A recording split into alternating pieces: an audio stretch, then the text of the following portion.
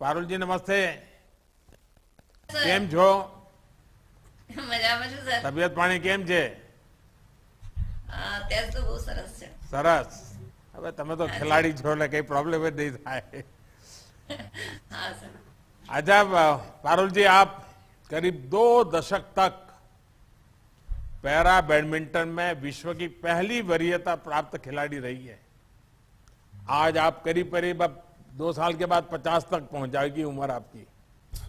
जी इस सर. उम्र में भी आप देश का प्रतिनिधित्व करने जा रही है. आपने अपनी फिटनेस के लिए कितनी मेहनत की. मैं बहुत सालों से आपको देख रहा हूं. मैं जब गांधीनगर में था, शायद साल में 4-6 बार आपसे मिलना होता था, तो मुझे मालूम है कि आप कितने परफेक्शन के साथ मेहनत करने वालों में से हैं. फिर भी मैं चाहूंगा कि देश जरा जाने आपके विषय में. सर फिटनेस का तो मेरे पापा खेलते थे तो मेरा कंटिन्यू रहा उनके साथ सहयोग. तो एक साथ रहा कि सुबह शाम खेलना है. बचपन से लेके एक आदत जैसे हमारे अच्छी आदतें डालते हैं उसी तरह पापा ने डाली थी. भाई बहन खेलते थे, उनके साथ शुरुआत हुआ था. और एक लक्ष्य ऐसा था कि अच्छा और हेल्दी रहना है, जीतना है सबको. ऐसा मोटिव स्टार्टिंग में नहीं था. बस मैं हेल्दी रहूं, अच्छी रहूं. मम्मी हमेशा वही बोलती थी, अच्छे खाओ और मेहनत करो, कसरत करो, ऐसा कुछ करो कि जैसे आपका शरीर अच्छा रहे, किसी पे आपको डिपेंड नहीं करना पड़े. तो मैं तो उसी कारण बैडमिंटन स्टार्ट हुआ था मेरा. और उसके बाद खेलती गई तो जीत भी आती गई. और जीतने से और आशाएं बढ़ने लगी और इच्छाएं बढ़ने लगी. तो कुदरती मौका भी मुझे मिला. मैं एबल बॉडी में खिली, उसमें मुझे फिर स्पोर्ट्स कोटा में जॉब मिली. तो 2002 में फर्स्ट टाइम मुझे पता चला कि पैरा बैडमिंटन भी खेला जाता है. एथलेटिक्स होता था पर मुझे एथलेटिक्स से ज्यादा बैडमिंटन में था. मैं कभी कभी एथलेटिक टूर्नामेंट में चली जाती थी, खेल लेती थी नेशनल तक, आगे इंटरनेशनल भी गई. लेकिन ज्यादा उसमें नहीं इंटरेस्ट था, तो मैं बैडमिंटन में ही फोकस करना चाहती थी. तो मुझे मौका भी मिला कुदरत. जब उस टाइम पे मौका मिला कि जनरली सभी बैडमिंटन प्लेयर्स छोड़ देते हैं खेलना, टूर्नामेंट्स खेलना. और मेरा स्टार्टिंग हुआ और उसमें भी मेरे 3 गोल्ड मेडल आए. मेरे पिताजी मेरे साथ थे, उन्होंने सबको देखा कैसे लोग, कैसे प्लेयर्स होते हैं. इंडिया में ही टूर्नामेंट हुई थी तो बताया कि तुम खेल सकती हो और बहुत अच्छा परफॉर्मेंस कर सकती हो, कंटिन्यू रखो, तुम्हें अर्जुन अवार्ड जरूर मिलेगा. क्योंकि 2002 में मेरे ही पार्टनर थे टीकाराम रमेश सर, उनको फर्स्ट टाइम अर्जुन अवार्ड मिला. तो मेरा एक लक्ष्य बन गया कि मैं भी कर सकती हूँ. अगर उनको मिल सकता है तो मैं भी कर सकता हूँ. और वो लक्ष्य को पाने के लिए कंटिन्यूस टूर्नामेंट के लिए बहुत सारे संघर्ष हुए. घर में परिवार को भी बहुत सहन करना पड़ा क्योंकि उस टाइम स्पॉन्सरशिप कुछ भी नहीं था. और अभी जो प्लेयर्स है उनको बहुत कुछ मिल रहा है, गवर्नमेंट भी देख रहे हो. और अभी मेरा नाम भी टॉप से में आ गया. तो मैं अभी और भी टूर्नामेंट्स, जैसे अभी तो मैं फर्स्ट टाइम ओलंपिक पार्टिसिपेट करूंगी. जो मेरा लक्ष्य था कि मैं ओलंपिक में 3 गोल्ड मेडल लाऊं, सिंगल, डबल और मिक्स, जो मेरी तीनों इवेंट है, जो 2002 में मैंने जीता है ऑलरेडी. मैंने 4 वर्ल्ड चैंपियनशिप जीती है, एशियन गेम्स, एशियन चैंपियनशिप, सारी टूर्नामेंट्स में मेडल्स लाए. अभी एक ओलंपिक बाकी है मेरा. और मेरे पिताजी ने बोला कि मैं जीत सकती हूँ ओलंपिक, तो मेरा वो लक्ष्य बन चुका है.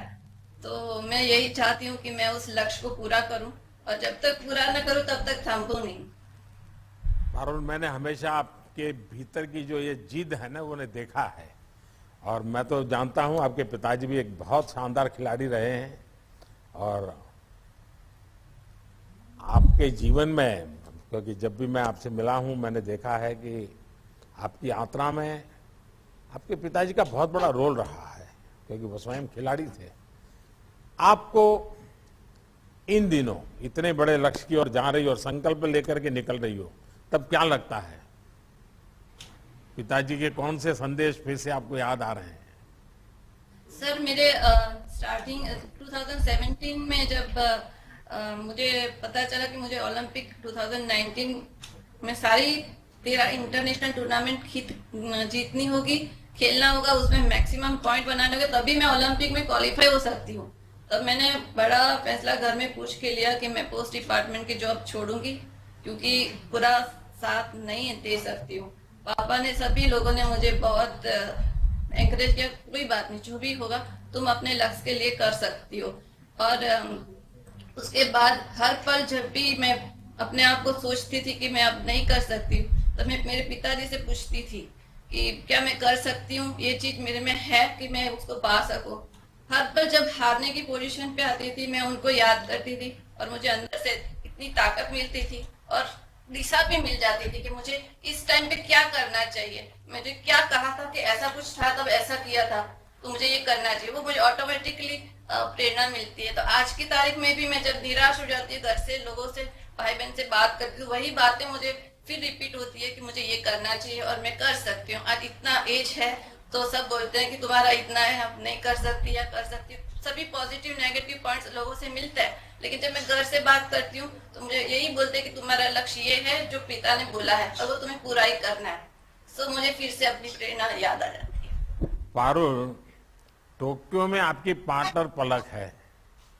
पलक आपसे काफी छोटी है।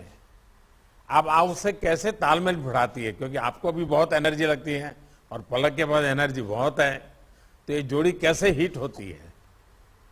सर ये जोड़ी तो हिट होगी ही सर, क्योंकि वो बहुत मेहनतू भी है और एक नया जो जोश है उसके अंदर।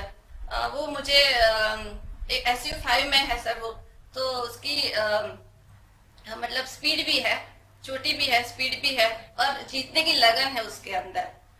सो वो मुझे काम आएगी।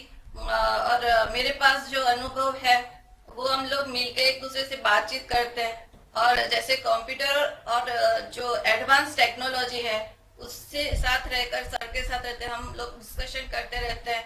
हर बार वो प्लेयर आते हैं हमारे सामने खेलने के लिए, इसलिए हमको पता है उनकी गेम क्या है और हमारा वीक पॉइंट्स क्या है, वो हम हर बार देखते हैं और नई टेक्नोलॉजी के साथ चलने की कोशिश करते हैं। और ये हमारी जोड़ी हिट रहेगी क्योंकि हमारे पास अनुभव और शक्ति दोनों है।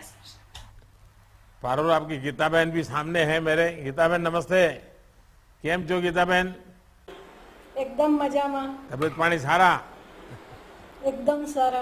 अच्छा गीता बहन, बताइए कि आज जब आप अपनी बहन की सफलता देखती हैं तो आपको अपने पुराने दिनों की कौन सी याद आती है? सभी कॉलेज की टाइम की याद आती है कि हम भी ऐसे है तो ऐसे खेल सकते थे, मगर हमारा तो टाइम पूरा हो गया। आप तो पूरा परिवार खेलने वालों में से हो।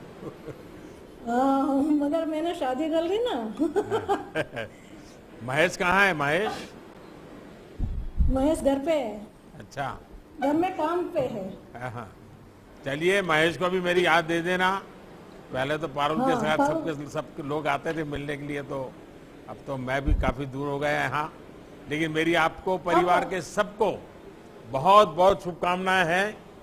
और महेश को तो मुझे रक्षाबंधन में इस बार पारुल को तोहफा नहीं देना है, पारुल महेश को तोहफा देगी ऐसा लग रहा है। भैया RSS में थे, भैया RSS में थे तब आपसे बहुत बात आपकी करता था और आपके साथ बहुत रहा है आपके साथ। मुझे याद है पूरा। चलिए, बहुत अच्छा लगा मुझे, सब मेरे अपने ही परिवार वालों से मुझे मिलने का मौका मिला। आइए हम प्राची यादव से बात करते हैं। प्राची नमस्ते। नमस्ते सर। प्राची जी, मुझे बताया गया